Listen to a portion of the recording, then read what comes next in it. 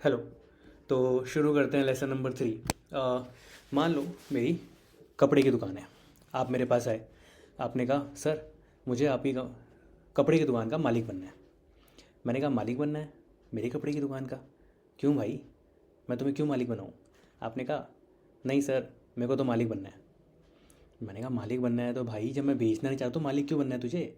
आपने बोला कि सर दुकान आपकी रहेगी, मुझे बस हिस्सेदारी चाहिए। मैंने कहा हिस्सेदारी चाहिए? क्यों भाई क्या हुआ? उसने कहा सर मैं अभी पुष्पा वन देख के आ रहा हूँ और उसमें अल्लू अर्जुन एक बात बोलता है। मैंने कहा भाई क्या बोलता है? बोला वो बोलता है कि भाई पार्टनर बनना है चाहे 4% का ही सही। समझ रहे हो? पार्टनर बनना है चाहे 4% का ही सही। ठीक है, पार्टनर इज़ पार्टनर। अब आते हैं मुद्दे पे कि मैंने कहानी सुनाई क्यों, कि सर आप ही बकवास कर क्यों रहे हो। देखो मैं आपको एक बात बताता हूँ। देखो मान लो मेरे है कपड़े की दुकान है। ठीक है, कपड़े की दुकान है। ठीक है, अभी मैं हूँ 100% का मालिक। मैं 100% का मालिक हूँ।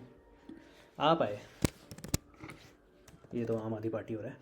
आप आए, ठीक है, आप आए, आपने कहा मेरे को 10% हिस्सेदारी दे दो, बस 10% हिस्सेदारी दे दो। ठीक है, अब तो क्लियर है। अब मान लो मैंने कहा यार हिस्सेदारी देने से मुझे क्या फ़ायदा होगा भाई? मान ले मैं अगर साल में 1 करोड़ रुपए प्रॉफिट कमाता हूँ और अगर मैंने तुझे हिस्सेदारी दे दी तो भाई 1 करोड़ का 10%, 10 लाख रुपए तो ही ले जाएगा, 90 लाख ही मिलेगा मुझे, तो मुझे फ़ायदा क्या हुआ? आपने कहा ठीक है, रुको रुको रुको रुकिए ज़रा सुनिए। देखो आपने कहा कि सर मैं आपको 10% हिस्सेदारी आपसे ले रहा हूँ, सबसे पहले अपने सीए को बुला लो, आप और भी लोगों को बुला लो, अच्छे से अपने दुकान की वैल्यूएशन लगा लो। मैंने कहा ठीक है, प्लस ना उसमें अपनी ब्रांड वैल्यू भी जोड़ लेना। ठीक है, ब्रांड वैल्यू भी जोड़ लो, वैल्यूएशन अच्छे से लगा लो प्रॉपर तरीके से। मैंने कहा ठीक है भाई, मैं लगाता हूँ।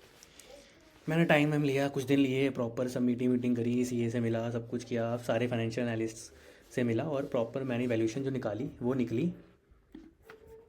एक मिनट।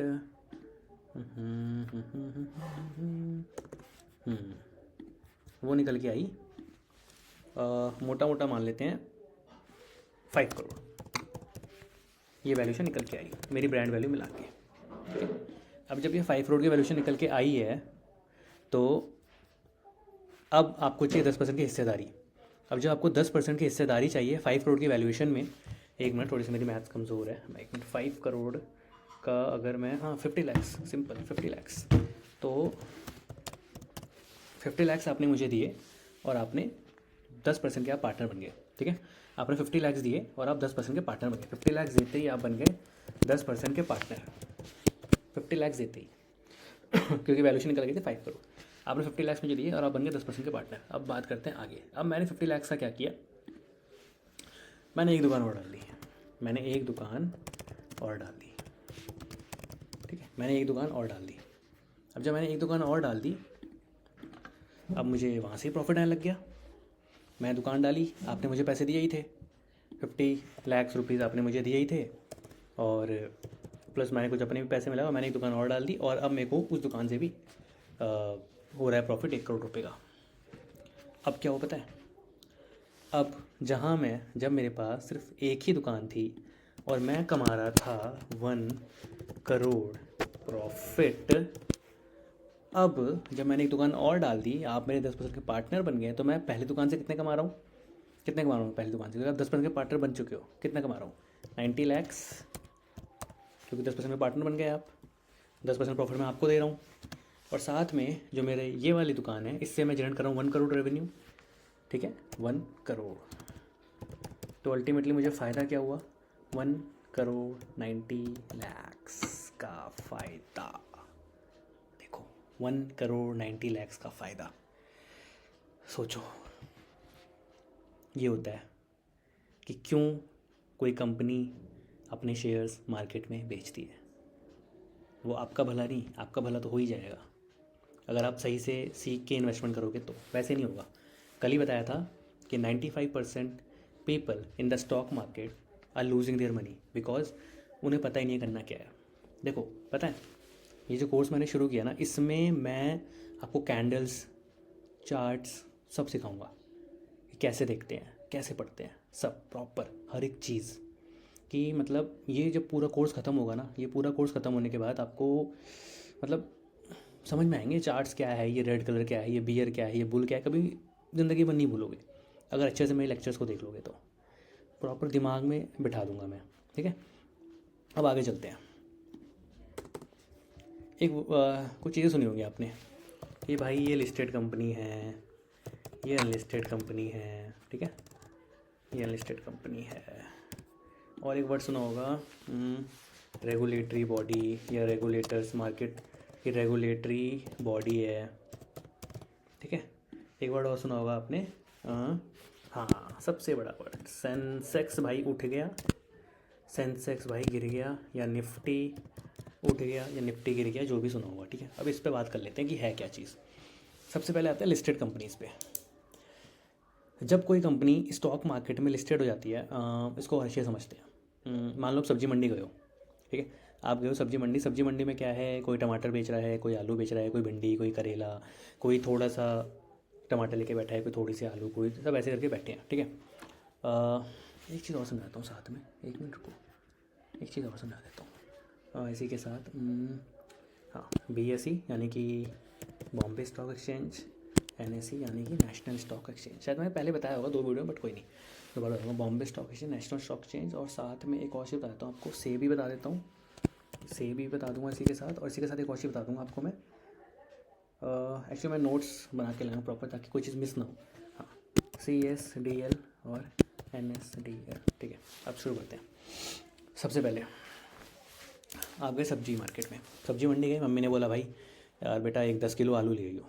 आप चलो 10 नहीं 5 किलो आलू ले आइयो, 100 के 5 किलो आलू चले, 100 रुपये के, तो 5 kg आलू ले आइयो। आपने कहा ठीक है मैं चलता हूँ। आप सब्जी मंडी गए, आपने देखा वहाँ पे सेलर्स खड़े हैं, ठीक है, कोई टमाटर बेच रहा है, कोई आलू बेच रहा है, कोई प्याज बेच रहा है। आप इसको एक कंपनी की तरह समझो कि वहाँ मान लो कोई एक अडानी कंपनी है, एक अंबानी की कंपनी है, एक टाटा की कंपनी है, ऐसे करके मान लो, ठीक है। और सब अपने अपने सामान बेच रहे हैं, मतलब अपने अपने स्टॉक्स बेच रहे हैं। पहली क्लैरिटी मिली, पहली क्लैरिटी मिली, ठीक है। आप गए मार्केट में, सब्जी मंडी में गए, वेजिटेबल मार्केट में गए, तमाम सेलर्स दिख रहे हैं, कोई टमाटर बेच रहा है, कोई आलू बेच रहा है, कोई प्याज बेच रहा है, कोई कुछ बेच रहा है, ठीक है। इसको आप समझ लो कि आप स्टॉक मार्केट में गए। स्टॉक मार्केट यानी कि आप या तो BSE में जाओगे या फिर NSE में जाओगे, समझे। ये देखो, ये है बॉम्बे स्टॉक एक्सचेंज और ये नेशनल स्टॉक एक्सचेंज। आप सब्जी लेने कहाँ जाते हो, सब्जी मार्केट में, अपने घर के बगल की मार्केट में जाओगे। वैसे ही अगर आपको स्टॉक लेने हैं तो कहाँ जाओगे भाई, बॉम्बे स्टॉक एक्सचेंज में जाओगे या फिर नेशनल स्टॉक एक्सचेंज में जाओगे। अब ये कहीं, ये ऑनलाइन जाओगे, फिजिकली नहीं जाओगे, ऑनलाइन जाओगे। हाँ, अभी जो बॉम्बे स्टॉक एक्सचेंज का ये नाम ही बॉम्बे स्टॉक एक्सचेंज इसलिए पड़ा है क्योंकि ये पहले बॉम्बे जाना पड़ता था आपको पहले बॉम्बे जाना पड़ता था, फिर वहाँ जाके आप स्टॉक्स वगैरह लेते थे और प्रॉपरली पेपर वेपर लेके घूमते थे अपने साथ, प्रॉपर डॉक्यूमेंटेशन होती थी, फिर आप अपने घर वापस आते थे शेयर्स लेके कि हाँ जी मैंने इस कंपनी के इतने शेयर ले लिए। पहले ऐसे होता था, बट अब क्या है, ऑनलाइन होता है सब कुछ। प्रॉपर डीमैट अकाउंट खुलवाओ। डीमैट क्या होता है यही बता दूंगा, रुको लिख लो भाई, हर चीज़ वरना भूल जाऊँगा मैं। डीमैट अकाउंट, ठीक है बता दूंगा। तो फिर जाते हैं। तो अब बॉम्बे स्टॉक एक्सचेंज, पहले बॉम्बे जाना पड़ता था और ये बॉम्बे में था इसलिए बॉम्बे नाम लग गया, और स्टॉक एक्सचेंज बेसिकली जैसे वेजिटेबल मार्केट वैसे स्टॉक एक्सचेंज। अब ये एक्सचेंज क्यों बोलते हैं, एक्सचेंज इसलिए बोलते हैं क्योंकि होता क्या है, जैसे मैंने अभी प्रीवियस लेक्चर में क्या बताया कि जब कंपनी पहली बार अपने शेयर्स मार्केट में निकालती है, जिसको आप IPO बोलते हो, तो वो उसको बोलते हैं प्राइमरी मार्केट। और सबसे पहले वो जो शेयर खरीदता है वो उसका मतलब होगा उस बंदे ने, उस बायर ने प्राइमरी मार्केट से ख़रीदा है। और सेकेंडरी मार्केट होती है जब वो, उसके बाद जब वो शेयर्स लोग आपस में बेचना खरीदना चालू करते हैं। तो ये होता है आपका एक्सचेंज। तो एक्सचेंज तो कर रहे हो, शेयर्स किसी के ले रहे हो, कभी शेयर्स को बेच रहे हो, फिर परचेज कर रहे हो, बेच रहे हो, यही तो हो रहा है। ट्रेडिंग का मतलब ही क्या है, शेयर्स खरीदे महंगे दाम पे बेच दिए, या शेयर्स खरीदे दिख रहा है लॉस हो रहा है तो भाई जल्दी जल्दी बेच दो, स्टॉप लॉस लगा के बेच दो, ऐसे ही बेच दो। तो खरीद रहे हो बेच रहे हो, खरीद रहे हो बेच रहे हो। तो एक तो सेकेंडरी मार्केट हो गई, और सेकेंड चीज़ साथ में क्या हो गई, दिस इज़ ट्रेडिंग, और साथ में क्या चीज़ हो गई, एक्सचेंजिंग।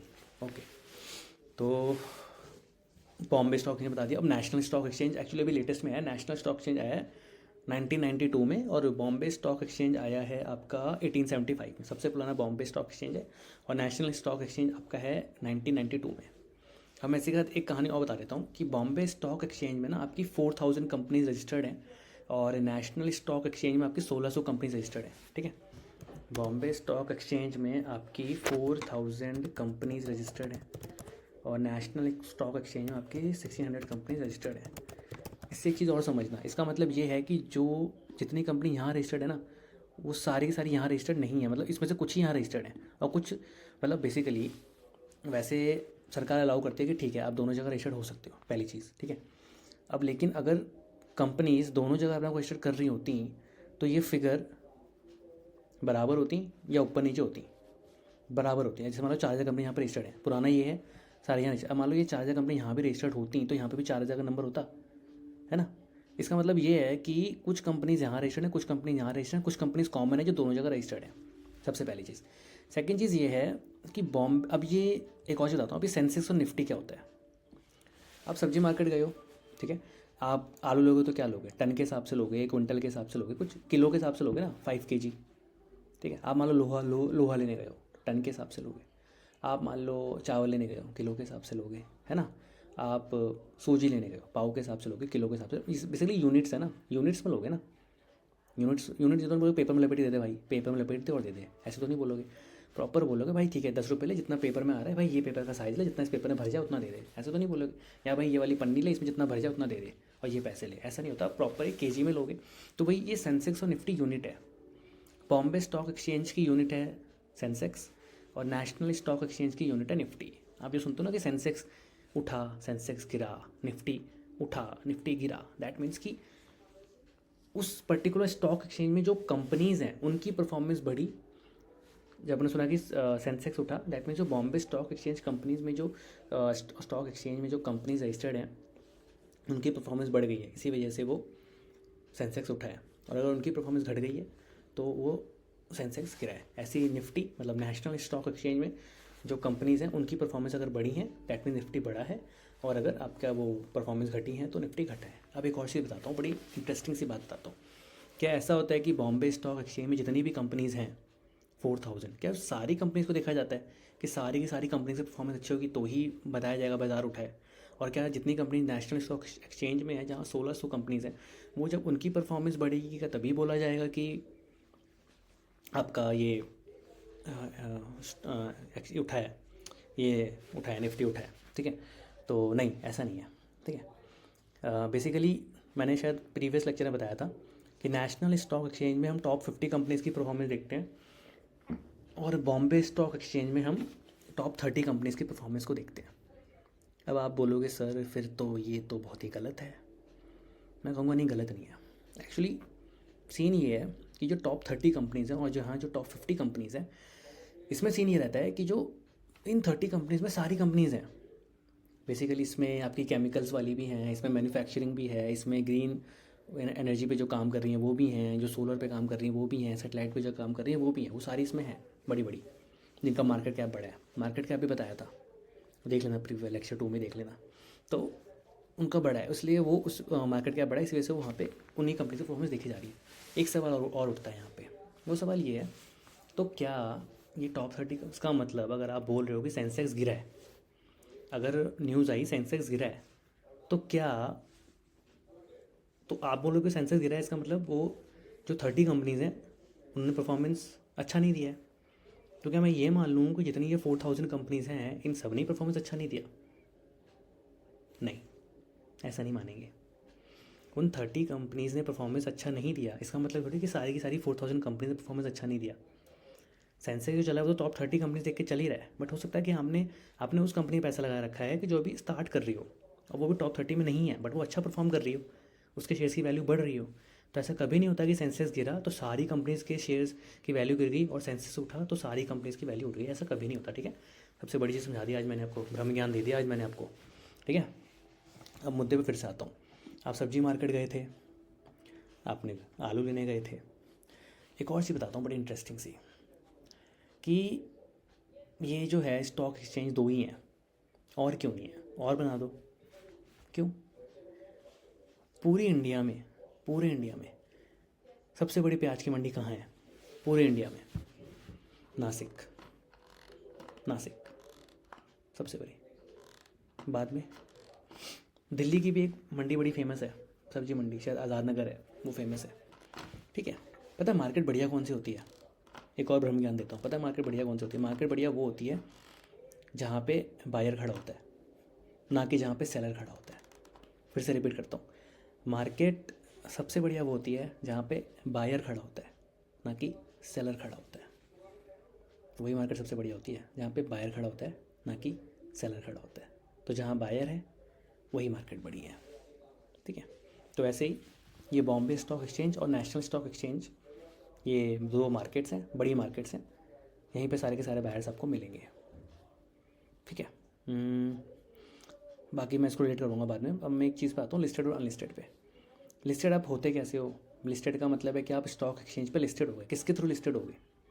कहीं तो जाओगे। मान लो आप मैंने जो बताया स्टार्टिंग में, कपड़े की दुकान, आप मेरी हिस्सेदारी लेना चाहते हो, तो मैं क्या करूँगा? मैं कहूँगा ठीक है आप ले लो। फिर मैं और क्या करूँगा? मैं एग्रीमेंट साइन करवाऊँगा, 3-4 दिन मीटिंग करूँगा, मिलूँगा, प्रॉपर डॉक्यूमेंटेशंस करूँगा।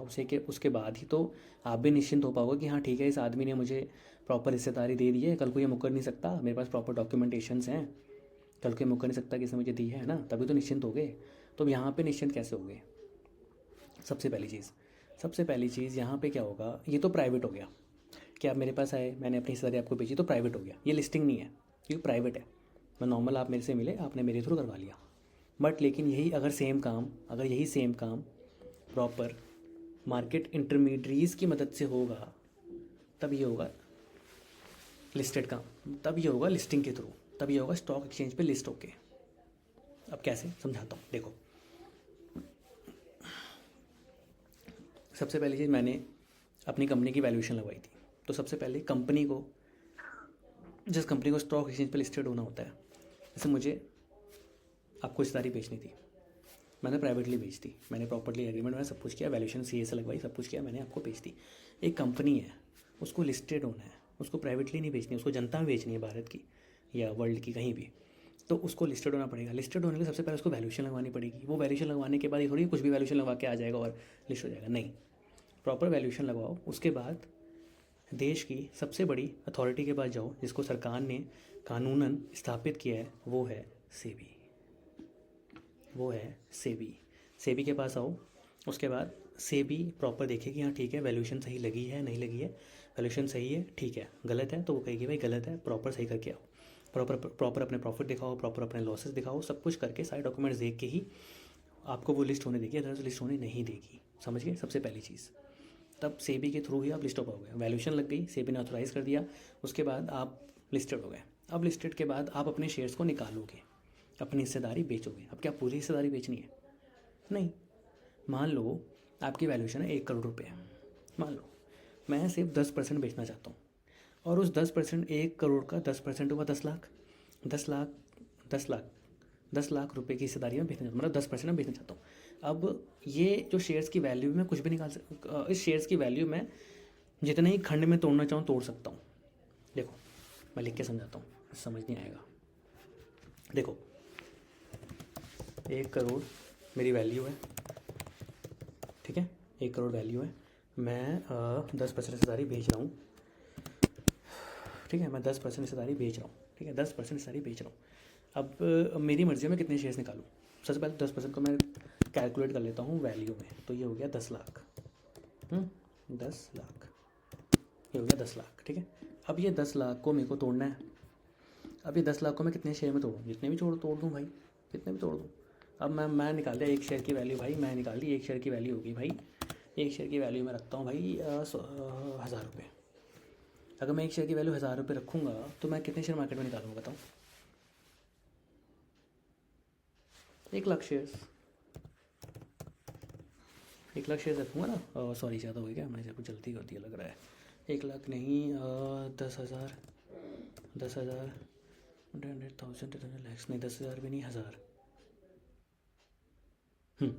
तो मतलब मैं 1,000 शेयर निकालूंगा। अगर मैं 1 शेयर की वैल्यू 1,000 रुपये लगाता हूँ तो मतलब मैं 1,000 शेयर्स निकालूंगा, 1,000 शेयर्स निकालूंगा। अब मान लो मैं 100 रुपये लगाता हूँ तो मैं 10,000 शेयर्स निकालूंगा, मैं 10,000 शेयर्स निकालूंगा, है ना। हाँ, मैं 10 लाख शेयर्स निकालूंगा। अब देख रहे हो, 10,000 शेयर्स निकालूंगा। सोचो 10,000 शेयर्स, 10 रुपये रख दूँ तो 1 रुपये, 1 ज़ीरो बढ़ा दो, 1 लाख शेयर्स हो गए ना। 1 लाख शेयर्स निकालूंगा। तो ऐसे ही होता है, बस उसे कुछ यूनिट्स आप खरीद लोगे, उसी के क्वेश्चन उल्टा आप खरीद लोगे। आप मार्केट में जाओगे, भाई अब ठीक है भाई इसके शेयर निकले हैं, बहुत सिंपल है कि शेयर्स निकले हुए हैं मार्केट में, बहुत सिंपल है कि शेयर जो हैं भाई एक शेयर 10 रुपये का है, मेरे को 1000 शेयर दे दो, मेरे को 1000 शेयर दे दो। आपने कहा मेरे को 1000 शेयर दे दो, आपने 1000 शेयर ले लिए 10 रुपये के हिसाब से, तो आपके जो इन्वेस्टमेंट हुई वो हुई 10,000 रुपये, और कल को जब बहुत सिंपल है कि शेयर्स बढ़ेंगे आप हो जाओगे माला माल। बस सब ठीक है, ये चीज़ है। अभी मैं बताता थोड़ी देर बाद में एक चीज़ और बताता हूँ। देखो मैं अभी ना थोड़ी देर बाद आपको कनेक्ट करूँगा सारी चीज़ों को, कनेक्शन तो अभी भी बिल्ड हो रहा होगा बट मैं और अच्छे से समझाऊंगा आपको। तो अनलिस्टेड समझ गए, अनलिस्टेड वही कि आपने प्राइवेटली वैसे ही बेच दिया बिना लिस्टेड वो जो अपने प्रॉपर सेबी के पास जाके ऑथेंटिकेट करवा के सारे डॉक्यूमेंट्स को आपने प्रॉपर वैसे बेचा, ये हो गया। अब डीमेट बता दो, डीमेट की कहानी क्या है। सेविंग्स अकाउंट खुलवाना है तो कहाँ जाओगे, बैंक में जाओगे। करंट अकाउंट खुलवाना तो कहाँ जाओगे, बैंक में जाओगे। यहाँ पे क्या है, डीमेट अकाउंट खुलवाना है तो कहाँ जाओगे, ब्रोकर के पास जाओगे। वेरियस प्लेटफॉर्म्स हैं, एंजल वन करके है, ग्रो है, तमाम चीज़ें, वो मैं यहाँ नहीं सिखाऊंगा क्योंकि वो तो प्रॉपर यूट्यूब पे बहुत सारी वीडियोज़ हैं, कहीं से भी खुलवा लो। तो डीमेट अकाउंट ही होता है। डीमेट अकाउंट बेसिकली पहले क्या था कि बॉम्बे जाना पड़ता था, वहाँ जाके प्रॉपर पोथी लेके जाना पड़ता, डॉक्यूमेंट्स वगैरह लेके जाना पड़ता था, फिर प्रॉपर आप वहाँ सब कुछ करवा के घर आते थे, ठीक है भाई मैंने शेयर ले लिए हैं, और बोलते थे कि मैं इस कंपनी का मालिक बन गया हूँ, ठीक है। तो डीमेट अकाउंट में क्या होता है, आपको सबसे पहले डीमेट अकाउंट खुलवाना है। कैसे खुलवाना है, यूट्यूब पे बहुत सारी वीडियो देख लेना। उसके बाद क्या होता है, डीमेट अकाउंट के थ्रू ही आप ट्रेडिंग कर सकते हो। डीमेट अकाउंट के थ्रू ही आप ट्रेडिंग कर सकते हो, मतलब ट्रेडिंग नहीं भी करनी है, शेयर्स लेके रखना है ये लॉन्ग टर्म के लिए। वैसे मैं आने वाली वीडियो में सब बताऊंगा, स्विंग ट्रेडिंग क्या होती है, इंट्राडे क्या होता है, डिलीवरी क्या होता है, फ्यूचर ऑप्शंस क्या होता है, कॉल एंड पुट क्या होता है, चार्ट ट्रेडिंग कैसे होती है, कैंडल स्टिक कैसे होती है, और ये फंडामेंटल एनालिसिस कैसे होता है, टेक्निकल एनालिसिस क्या, सब कुछ बताऊंगा। तो डीमेट अकाउंट खोल दिया और प्रॉपर आपने वो कर लिया शेयर्स, अब उसके थ्रू आप ले सकते हो। अब सीन ही होता है, आपने डीमेट अकाउंट खुलवाया, उसके बाद आपने शेयर्स खरीदे। अब शेयर्स खरीदे, शेयर्स आपको डीमेट अकाउंट में दिखेगा बेसिकली कि हाँ भाई इतने शेयर्स आपके पास हैं, बट उसकी गारंटी क्या है कि आगे जाके ये मतलब मेरी इन्वेस्टमेंट सेफ़ है 10 साल बाद भी, मतलब मैं निश्चिंत, मतलब मैं बेसिकली होता क्या है, देखो मेरे पास मान लो कुछ पैसे पड़े हैं, मैंने लॉकर में रख दिए, मैं निश्चिंत हूँ ना कि मेरे लॉकर में पैसे पड़े हैं, या बैंक में सेविंग्स अकाउंट में पैसे पड़े हैं, मैं निश्चिंत हूँ कि हाँ सेविंग्स अकाउंट में पैसे पड़े हैं, कहीं चोरी नहीं होंगे। तो ऐसे ही मैं यहाँ कैसे विश्वास जगाऊँ अपने अंदर कि यार ये मेरे शेयर चोरी नहीं होंगे, ये सेफ़ है।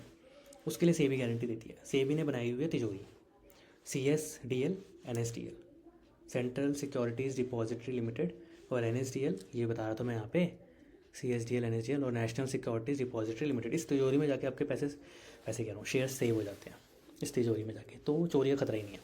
जैसे बैंक के सेविंग्स के अकाउंट में लॉकर ही तो है, वहाँ पैसे रख दिए आपने प्रॉपर, अब वो चोरी नहीं हो सकते, बैंक की सिक्योरिटी पूरी टाइट है। वैसे ही CSDL और NSDL में शेयर्स डिपॉजिट हो गया, कोई चोरी नहीं हो सकते। इसी के साथ सरकार ने सेबी ने एक एजेंसी और बनाई हुई है, वो है ये, मैं लिखा नहीं यहाँ पे, मैं लिख देता हूँ, चलो यहाँ लिख देता हूँ,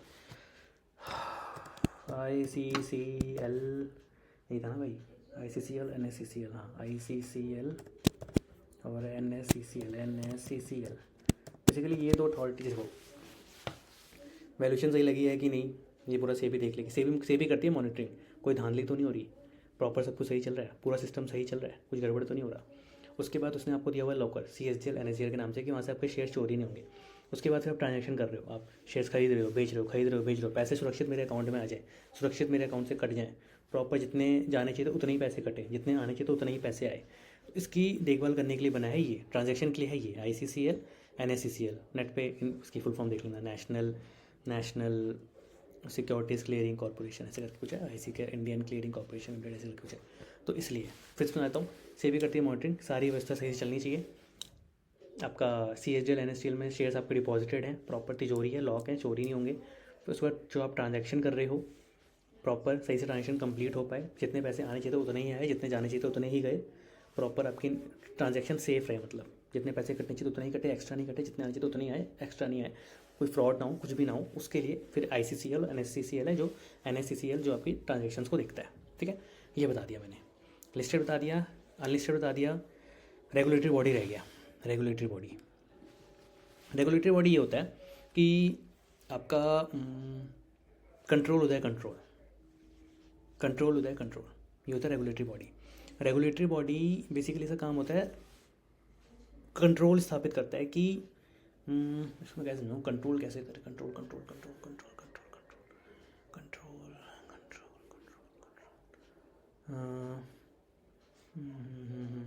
ठीक है। रेगुलेटरी बॉडी आपका ऐसे हो गया, बेसिकली रेगुलेट करता है मार्केट को। रेगुलेट जानते हो, सिर्फ जैसे फ़ैन का रेगुलेटर होता है, स्पीड आप बढ़ा सकते हो, घटा सकते हो, बंद कर सकते हो, वही काम इसका है कि प्रॉपर जो मार्केट है ना वो सही से फंक्शन करे। जैसे कि मान लो चीज़ें, कई बार क्या होता है आपने देखा होगा, धड़ाम से लाइन लग गई, धड़ाम से लाइन लगी मतलब ख़रीदने वालों की, या धड़ाम से लाइन लगी भाई बेचने वालों की। अभी अचानक ये क्यों हो रहा है, अचानक ये फ्लक्चुएशन क्यों आ रहा है, इसको मॉनिटर करना, इसको मॉनिटर करना काम है रेगुलेटरी बॉडी का। ठीक है, इसको ये करना ही काम है रेगुलेटरी बॉडी का। तो कुछ समझ में आया मैं क्या कहना चाहता हूँ? मैं अब शब्दों के जाल में आपको फंसा रहा था, फंस गया, शायद नहीं फंसे होगा स्मार्ट लोगों। मैं बताता हूँ, this is SEBI, this is SEBI regulatory body. SEBI ये तो करता है, मॉनिटरिंग तो करता है, रेगुलेटरी तो करता है। भगवान एक नाम अनेक, बस वही चीज़ है। ठीक है। तो यहाँ से हम शुरू हुए थे, मैंने ये सब समझा दिया, हिस्सेदारी बता दी, हिस्सेदारी क्यों बेचती है कंपनी बता दिया, कि अपने काम को एक्सपैंड कर सकता है और प्रॉफिट कमा सकता है। आप क्यों खरीदते हो? क्योंकि आपका भी भला होने वाला है। अगर वो कंपनी ग्रो करेगी तो आपने उसकी हिस्सेदारी ले रखी है, आप भी प्रॉफिट कमाओगे, आपके शेयर्स की वैल्यू बढ़ेगी, आप उसको बेच के पैसे कमा सकते हो। मैंने BSE बता दिया, NSE बता दिया, सेबी बता दिया, CSGL NSDL बता दिया, डीमेट अकाउंट बता दिया, ICCL NSCCL बता दिया, 1 करोड़ वैल्यूशन, ये सब मैंने सब कुछ बता दिया, कुछ मिस तो नहीं हो गया? एक और अच्छा से समझाता हूँ सेबी। देखो, जैसे दुबई आप जाते हो ना, दुबई या कभी जाओगे या गए हो, तो दुबई में पता है सब सेफ़ क्यों फील करते हैं? क्योंकि दुबई में सबको पता है हर जगह कैमरे लगे हैं, आप कैमरे की निगरानी में हो। वैसे स्टॉक मार्केट है, यहाँ पे सब सेबी की निगरानी में है, इसलिए आपकी सारी इन्वेस्टमेंट सेफ़ है। ठीक है। और मैं सब क्यों बता रहा हूँ, मैं सीधा कैंडल स्टिक या चार्ट पैटर्न क्यों नहीं बता रहा? क्यों, पता है क्यों? क्योंकि जिस रास्ते पे आप जा रहे हो, अगर उस रास्ते के बारे में आपको पता होगा ना, जिस रास्ते पे आप जा रहे हो अगर उस रास्ते के बारे में आपको पता होगा, तो आप अच्छे से चल पाओगे, कॉन्फिडेंटली वॉक कर पाओगे और जल्दी अपने लक्ष्य तक पहुँचोगे। सबसे बड़ा फ़ायदा ये होता है। बाकी हाँ, जितना मुझे बताना था उतना तो मैं बता ही दिया, बाकी अब मैं अगले लेक्चर में बताऊँगा। ठीक है। That will be lesson number 4। तो बाय।